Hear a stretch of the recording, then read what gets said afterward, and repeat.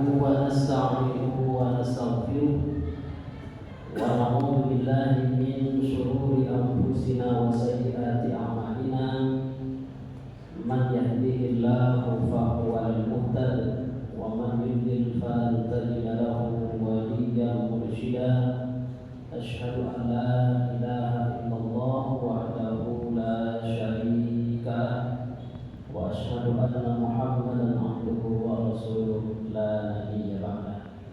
Yang kami hormati dan kami muliakan seluruh bapak, abang dari PDM dan seluruh pengurus Muhammadiyah Cabang Tanjung Sari, dan tentunya Pak Asati, Pak Guru, Bapak Ibu hadirin yang dimuliakan Allah Subhanahu wa Ta'ala.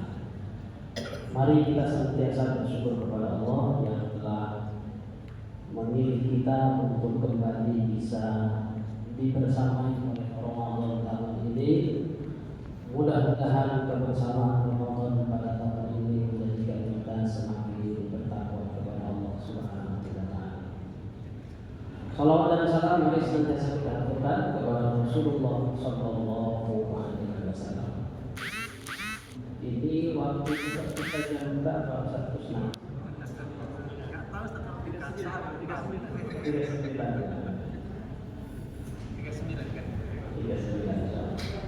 Masih lama. Orang dari sini nggak nampak kan? Karena belum buka nggak nampak. Oh iya, masih kunang-kunang ya. Bapak Ibu yang dimuliakan oleh Allah Subhanahu Wa Taala, ada semacam dialog menarik yang mungkin bisa menjelaskan ujung surah Al-Baqarah ayat 183 dan 187. Di 183 Allah menutup ujung ayatnya dengan la'allahum tattaqun, di 187 dengan la'allahum yattaqun. Yang pertama untuk kalian, yang kedua untuk mereka. Kitanya di mana di antara itu? Bapak Ibu yang dimuliakan oleh Allah, dialog menarik itu terjadi antara seorang sahabat Rasulullah yang menjadi khalifah Sayyidina Umar bin Khattab radhiyallahu anhu dengan pakar Al-Quran di kalangan sahabat Ubay bin Ka'ab radhiyallahu anhu.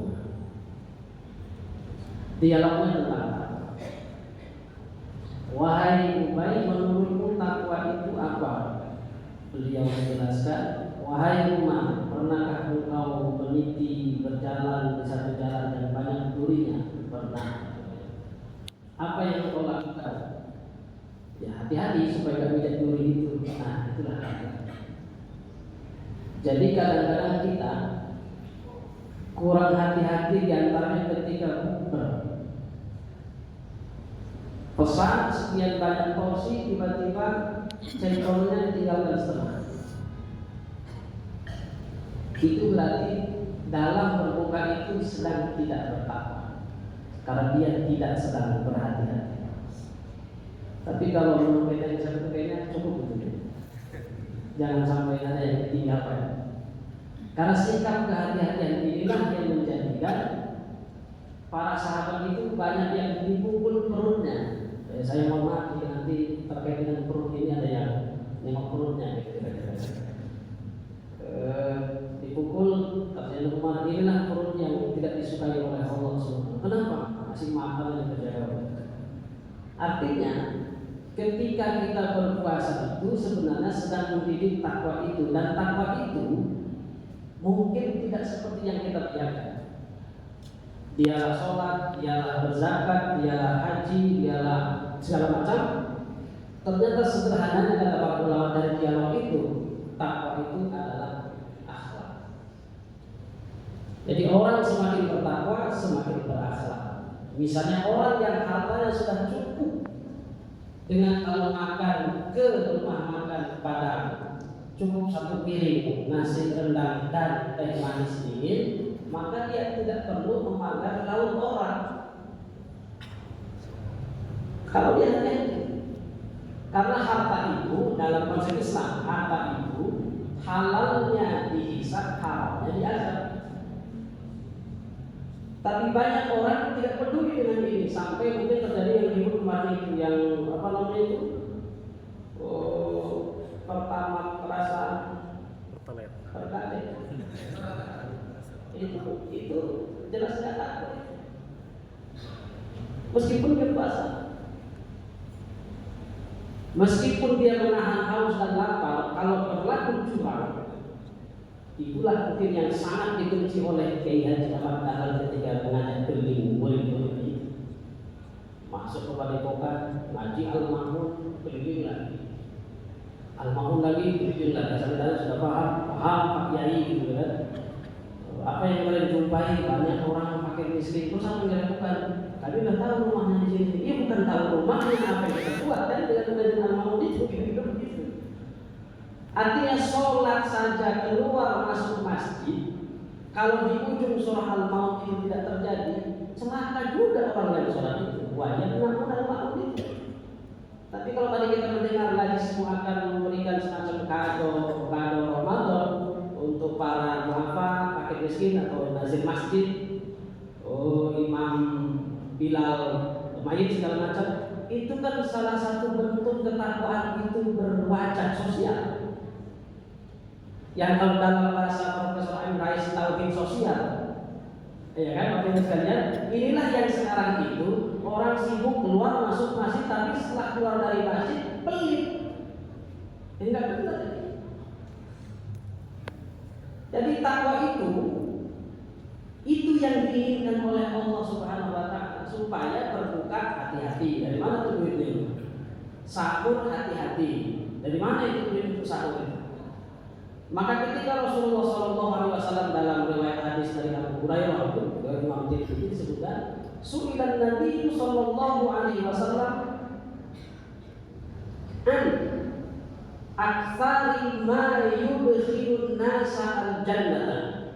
Rasul pernah ditanya tentang perkara apa yang paling banyak memasukkan orang ke dalam surga. Disebutnya adalah taqwallahi wa husnul khuluq. Berarti dari puasa ini sebenarnya Allah ingin menjadikan kita orang semakin berakhlak. Kalau sudah hafal ini, ya kita harusnya tidak terjadi yang misalnya di Banten, di satu daerah ada orang yang pelesiran pakai private jet, di Banten bunuh diri karena bisa makan. Kalau bahasa Syekh Muhammad Al-Ghazali itu, jika ada orang miskin di kampung, pastikan ada yang mencuri haknya di situ. Meskipun dia sholat, meskipun dia haji.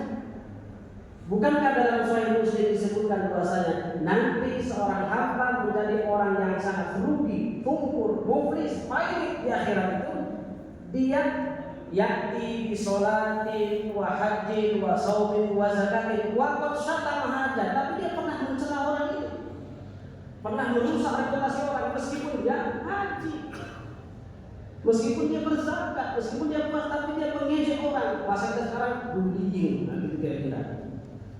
Berapa banyak orang gara-gara dibully, udah stres dan dia bunuh diri karena dia membakar sekolahnya, kan itu. Kemudian dia pernah makan harta orang lain dengan cara tidak benar. Wasafaka dama hada, dan dia pernah mengalirkan darah dengan cara yang tidak benar. Meskipun dia tadi sholat, haji, puasa, tapi dia syatama hada, wa akamala hada, wasafaka dama hada. Selesai. Makanya Bapak Ibu yang dimuliakan oleh Allah Subhanahu Wa Taala, ini ada yang mungkin mulai kekerasan itu Pak. Kalau sudah mulai update status WA, kalau bisa kita jangan, misalnya 13 hari lagi Idul Fitri, nah itu kan nggak betah sama orang itu.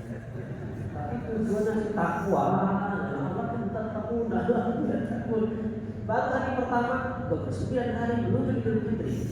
Saya tambah marjan, ini kurang kerjaan anak ini. Tapi banyak yang bekerjaan pada ini. Ini untuk diperbaiki akhlaknya oleh Allah Subhanahu Wa Taala, kan cuma sebentar. Karena sebentar tuh ini udah hari ke-16 ya Bapak Ibu sekalian. Nunggunya 11 bulan dia datang. Makanya ada seorang dokter pengkajian Islam di Mesir itu namanya Dr. Khalid Abu Shani, masih hidup ya. Dia mengarang buku tipis judulnya Mangin Torik, siapa yang nokok pintu itu? Begitu dibuka pintunya, anak Ramadan. Itu di judul buku, siapa yang nokok pintu itu?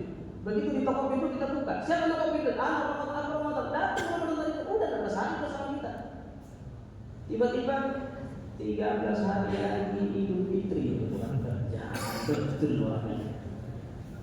Di sini ingin akhlaknya ditahdir supaya bukanya hati-hati, qiyam Ramadannya hati-hati, tadarusnya hati-hati, berbaginya hati-hati. Itu kan la'allahu kita takut sama la'allahu. Coba sebelum la'allahu yang takut itu apa dia?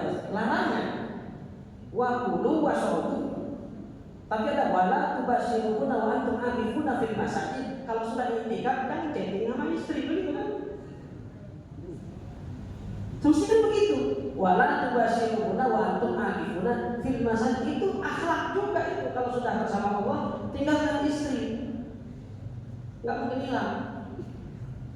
Kalau hilang ya kan ada alternatif lain. Terserah kita sedang masing-masing.